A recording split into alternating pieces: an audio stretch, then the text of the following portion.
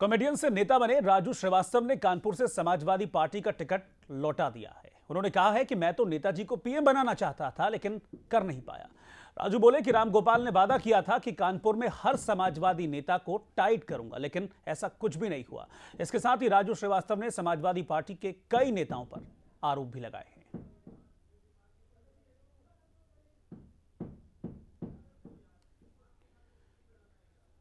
तो राजू श्रीवास्तव ने कानपुर सीट से अपना टिकट लौटा दिया है। कुछ वक्त पहले ही राजू श्रीवास्तव का टिकट कानपुर सीट से फाइनलाइज किया गया था समाजवादी पार्टी की ओर से, लेकिन राजू श्रीवास्तव ने अब टिकट वापस लौटा दिया है। उन्होंने आरोप लगाया है कि संगठन में अनुशासन की कमी है और उनका ये भी आरोप है कि कानपुर की शहर इकाई उन्हें सपोर्ट नहीं कर रही है, उनका समर्थन नहीं कर रही है। उनका कहना है कि इन हालातों में चुनाव लड़ने से अच्छा है कि मैं टिकट वापस लौटा दूं, और इन आरोपों के साथ राजू श्रीवास्तव ने अपना टिकट वापस कर दिया है।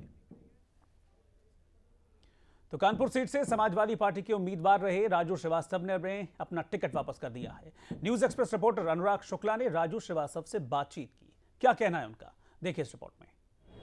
सियासत में कॉमेडी तो आपने देखी होगी, लेकिन कॉमेडी में सियासत की अगर बात की जाए तो सिर्फ एक नाम सामने आता है, राजू श्रीवास्तव। हालांकि राजू श्रीवास्तव को कॉमेडी ही रास आती है, सियासत में। पहले उन्होंने हाथ का साथ पकड़ा, वो छूट गया, फिर साइकिल की सवारी की, उसका भी हवा पंचर हो गई। आज हमारे साथ खुद राजू जी हैं। राजू, ये बताइए कि ये कहा जा रहा है कि आपने सपा का टिकट छोड़ दिया, क्या कारण है? हाँ, बहुत मैं निराश हूँ कानपुर के समाजवादी के संगठन से।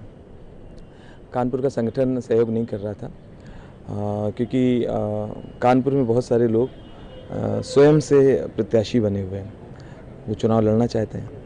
तो मैंने कहा आप लड़िए, लेकिन टिकट तो माननीय नेताजी देंगे, रामगोपाल जी देंगे, मुख्यमंत्री जी देंगे, जो हमारे प्रदेश अध्यक्ष हैं, और उन्होंने मुझे टिकट दिया है। तो या तो वो मेरी टिकट काट दें, फिर आप लड़िए, और मेरी टिकट कट नहीं रही है।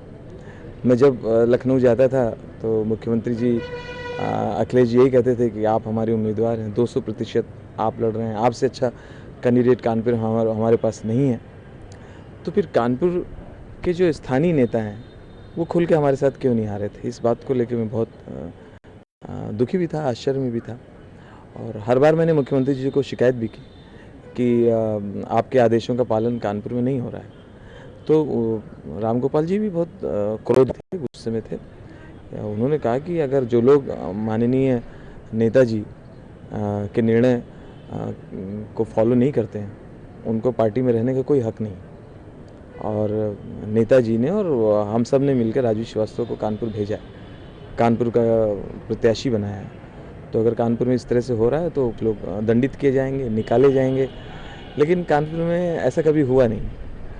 तो या तो ये जो शीर्ष लोग हैं पार्टी के, या तो मुझे आश्वासन देने के बाद या तो भूल जाते हैं, या व्यस्त बहुत रहते हैं। लेकिन मैं अभी भी इस बात को झुटला नहीं सकता कि वो मेरे हमदर्द हैं, मुझे लड़ाना चाहते थे, लेकिन उनके आदेशों का पालन, निर्देशों का पालन कानपुर में हो नहीं रहा है। जी, ये बताइए कि जिस तरह से कहा यह जा रहा है कि कानपुर में एक चीज़ आपकी और भी ऑब्जर्वेशन है कि जनाधार की कुछ कमी है, या फिर संगठन ही उस जनाधार को कल्टीवेट नहीं कर पा रहा है। कानपुर में मतलब राजू श्रीवास्तव को कौन नहीं जानता होगा।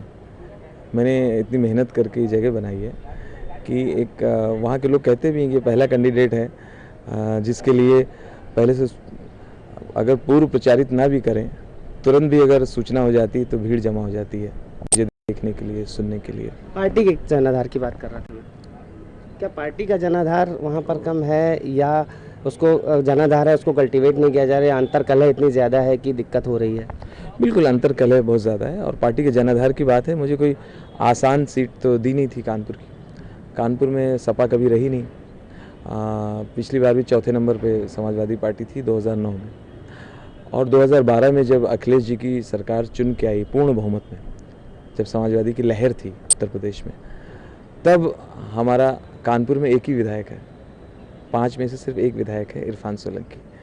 तो ऐसी मुश्किल और कठिन सीट हमें दी गई थी। तो अखिलेश जी ने, नेताजी ने, रामगोपाल जी ने, शिवपाल जी ने बहुत सोच विचार के मुझे सीट दी, क्योंकि बाकी सबको लड़ा के देख भी चुके, सब लड़ चुके वहाँ, और कभी कोई परिणाम अच्छा नहीं निकला समाजवादी पार्टी के लिए। तो शुरू मुझे लगा कि अभी थोड़ा नाराज़ होंगे ये लोग, लेकिन बाद में धीरे धीरे मान जाएंगे और हमारे साथ हो जाएंगे। लेकिन वो इंतज़ार अब और नहीं कर सकते क्योंकि चुनाव को सिर्फ 1 महीना बच। कहीं ना कहीं एक चीज़ और सवाल उठता है कि पार्टी के टिकट तो वापस कर दिया, पार्टी में बने हुए हैं कि नहीं? पार्टी मैंने वैसे कोई सदस्यता नहीं ली, मैंने कोई फॉर्म नहीं भरा और न कहीं लिखवाया गया। मुझे उन्होंने बुलाया ज़बानी और घोषित कर दिया। घोषित कर मंच पे मीटिंगों में पब्लिक के सामने नेताजी ने घोषित कर दिया।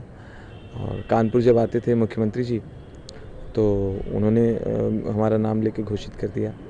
झांसी की रैली में मुलायम सिंह जी ने मेरा हाथ उठा के घोषित किया, ये हमारा कानपुर का कैंडिडेट है, ये आपको हंसाता भी है, हम आपको वादा करते हैं ये आपको खुश रखेगा और कभी रुलाएगा नहीं। बहुत अच्छा बोला मेरे लिए। एक चीज़ ये भी कही जा रही है कि मुरली मनोहर जोशी, जिनसे आपके खुद भी रिश्ते हैं, चाहे इलाहाबाद से रहे हों, उनके आने का कहीं ना कहीं इस टिकट वापस